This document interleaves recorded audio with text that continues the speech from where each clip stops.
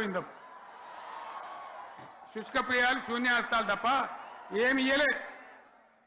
157 కాలేజీలు పెడితే మెడికల్ కాలేజీలు ఒక్కటన్నా తెలంగాణకి ఇచ్చిండ్రా?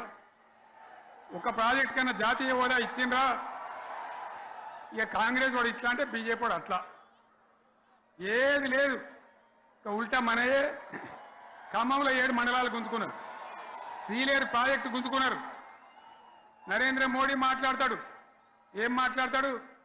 తెలంగాణ వచ్చిందిరా అని తెలంగాణలో సంతోషపడితే తల్లిని చంపి బిడ్డను బతికించిండ్రు అంటాడు. ఎన్నోసార్లు అంటాడు, ఒక్కసారి కాదు.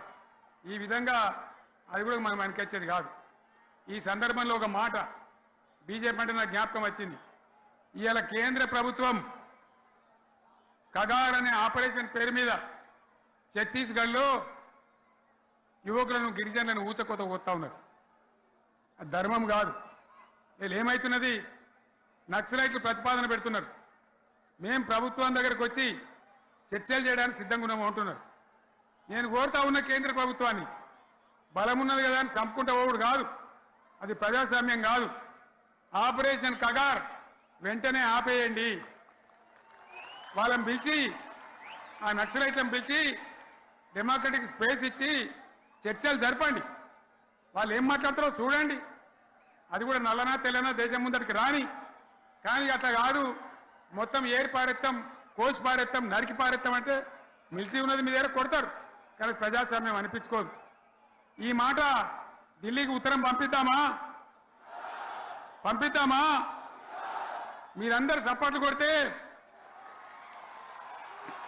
తీర్మానంగా భావించి దాన్ని కేంద్రానికి పంపిద్దాం.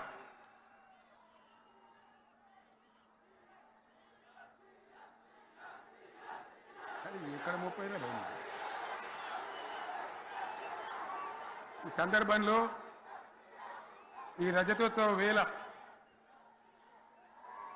నేను మీ అందరికీ, ఇక్కడ ఉన్న వాళ్ళకు, సభలో లేని వాళ్లకు, టీవీలో నా మాటలు వినే వాళ్లకు, యావత్తు తెలంగాణ సమాజానికి బీఆర్ఎస్ గులాబీ జెండా రజతోత్సవ శుభాకాంక్షలు మరొకసారి తెలియజేస్తూ, మీరందరూ కూడా ధైర్యంగా ఉండండి.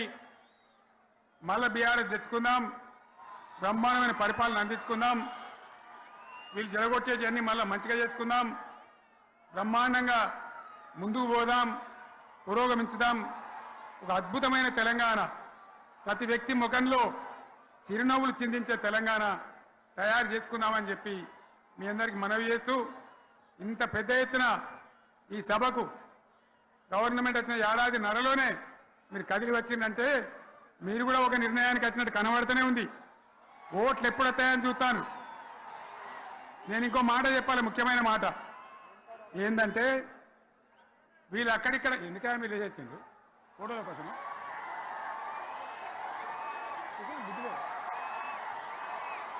ఒక మాట చెప్పాలి, ఏంటిది?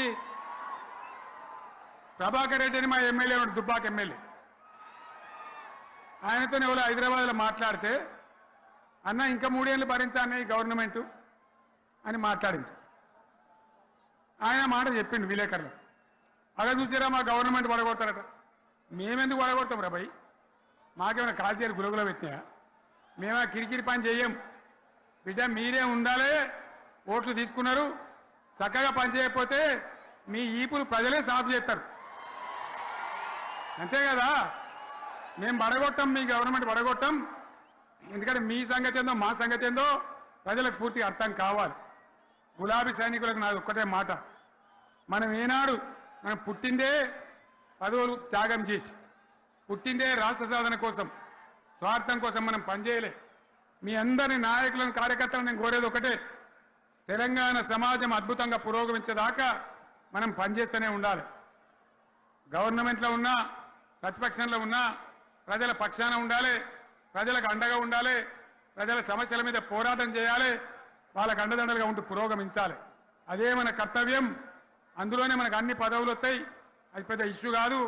ఎన్ని వేల మంది మనోళ్ళు ఎంత బ్రహ్మాండంగా ముందుకొచ్చారు. కాబట్టి మీరందరూ కూడా ఆ విధంగా రావాలి.